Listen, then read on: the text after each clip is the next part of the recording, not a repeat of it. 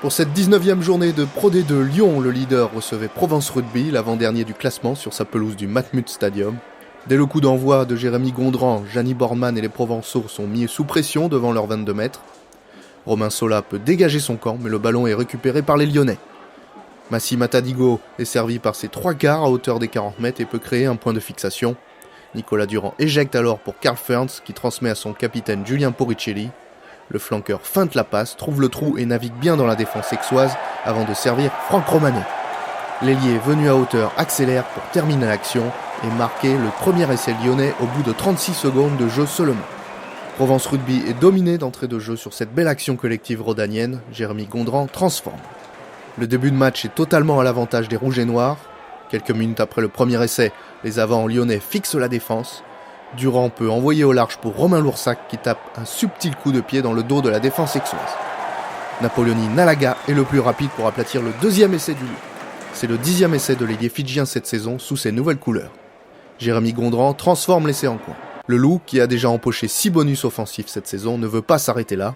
Devant les 22 mètres, Romanet, Gondran et Regard font vivre le ballon de main en main jusqu'à l'arrière Romain Loursac, lancé. Le numéro 15 est repris par Louis Marou à 3 mètres de l'embut. Mais Nalaga a bien suivi, il ramasse le ballon et vient marquer en force et en coin l'essai du bonus offensif pour Lyon.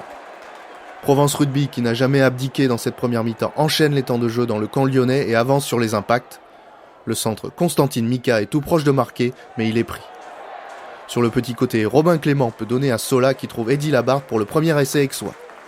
Juste avant la mi-temps, les Aixois sont à 2 doigts de marquer un deuxième essai dans la foulée sur un ballon de récupération. Bornemann récupère et Romain Long GP amorce un contre de 60 mètres. Le troisième ligne sprint veut servir Romain Sola venu à hauteur, mais le joker médical de Kevin Boulogne ne peut maîtriser ce ballon d'essai. En deuxième mi-temps, le Loup revient avec la même envie de décrocher cette victoire et le bonus offensif. Après une touche, le groupé pénétrant lyonnais avance sur plusieurs mètres.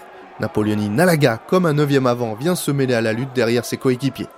Le 3 quarts fidjien sort rapidement de cette mêlée ouverte, échappe à Robin Clément et s'en va marquer son 3e essai personnel de la soirée. À l'heure de jeu, le Loup continue sa domination et utilise ses avants pour enfoncer le clou après une touche à 5 mètres. Puricelli échoue devant la ligne d'essai, mais le 3e ligne anglais Karl Fearns prend le relais au ras du regroupement. L'ancien flanqueur de Sale et de Basse marque en force le 5e essai lyonnais. Le Loup déroule et récupère un ballon sur une touche aixoise. Après une charge de Matadigo, Loré envoie le ballon pour Podguiter. L'ouvreur sud-africain fait une passe sautée pour Bol Bonnefond. Le centre délivre un petit coup de pied dans l'embut et c'est Romain Loursac qui réussit à aplatir le 6e essai du Loup. L'essai est transformé en coin par Jacques-Louis Podguiter. Dans les arrêts de jeu, les Provençaux vont marquer un 2e essai superbe. Après un point de fixation, Sylvain Bouillon peut servir Romain Sola qui décale Eddy Labarthe sur son aile. Le 3 quarts de Provence Rugby sprint pour inscrire son 2e essai personnel. Sonny Seko transforme en coin et réduit la marque. Lyon l'emporte 36-12 et reste invaincu sur sa pelouse. Avec 6 essais inscrits et un 7e bonus offensif à son actif cette saison, le Loup Rugby conforte sa place de leader.